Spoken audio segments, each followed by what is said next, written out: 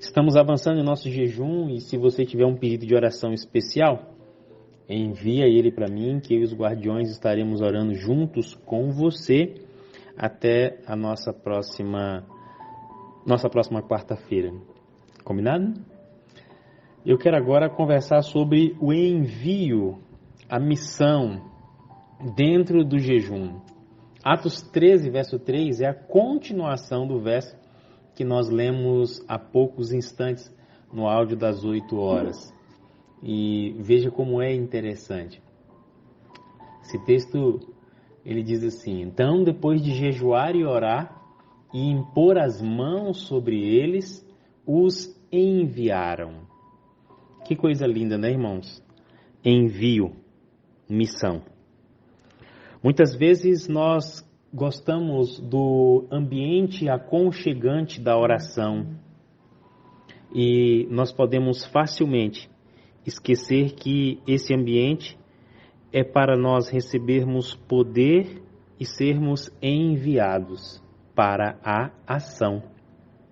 Ação em favor do reino, ação em favor do evangelho.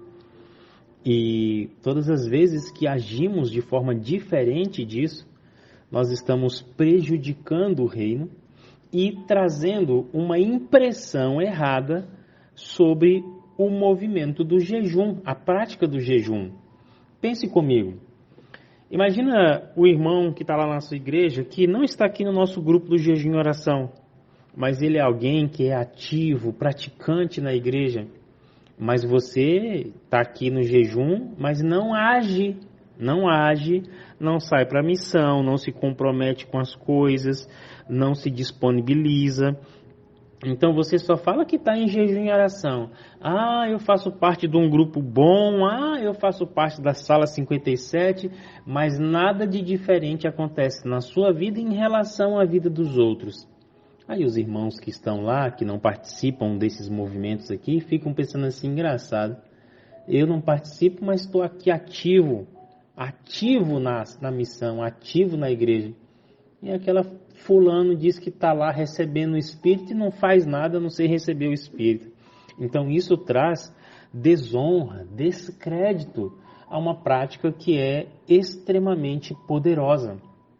Veja, esse verso diz para a gente que a igreja de Antioquia, em resposta à oração divina, eles tomam medidas concretas para enviar Barnabé e Saulo na jornada missionária. E o versículo ele enfatiza algumas ações significativas.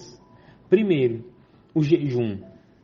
A prática do jejum ela é novamente mencionada, destacando a importância de buscar espiritual e da humildade diante de Deus em momentos cruciais, como o envio de missionários. E aqui a gente pode falar sobre nós mesmos, o nosso próprio envio para a missão.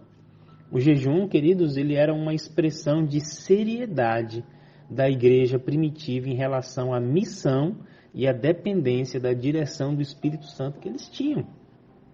Eu fico pensando se hoje, na nossa igreja, nós tomamos decisões em jejum e oração.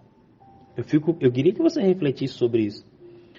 Qual foi a última vez que a comissão da sua igreja jejuou para tomar as decisões? Não fala não, tá? Não fala não. Só reflete aí, tá bom? O segundo aspecto é sobre a oração. A oração aqui ela é uma das principais ferramentas de comunicação com Deus e nesse contexto a igreja primitiva estava buscando a orientação de Deus e a bênção para o envio dos missionários. E a oração é um ato de confiança e entrega nas mãos de Deus, reconhecendo que Ele é o soberano sobre todas as coisas e que Ele vai conduzir aquela missão. Que coisa linda, né? Que coisa linda. A gente também pode ver que eles impõem as mãos sobre os evangelistas, né? E era uma prática comum no Novo Testamento, simbolizando que eles estavam sendo consagrados à transferência de autoridade, do poder divino para uma pessoa ou ministério. E aqui nesse caso a igreja liderada pelos anciãos e líderes, eles impõem as mãos sobre Paulo e Barnabé como um ato de envio abençoando a missão e reconhecendo a obra do Espírito Santo na vida deles.